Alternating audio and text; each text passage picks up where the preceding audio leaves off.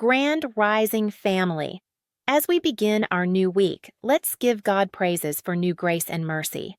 I'll be reading in your hearing Psalm 100. 1. Make a joyful noise unto the Lord, all ye lands. 2. Serve the Lord with gladness, come before his presence with singing. 3. Know ye that the Lord he is God. It is he that hath made us, and not we ourselves. We are his people, and the sheep of his pasture. 4. Enter into his gates with thanksgiving, and into his courts with praise. Be thankful unto him, and bless his name. 5.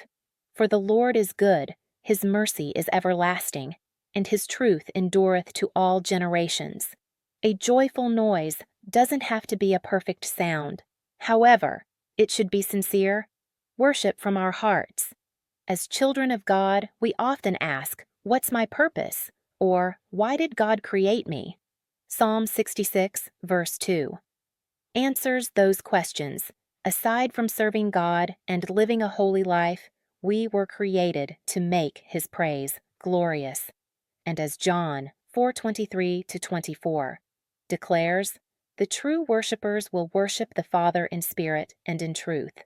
For the Father is seeking such to worship him.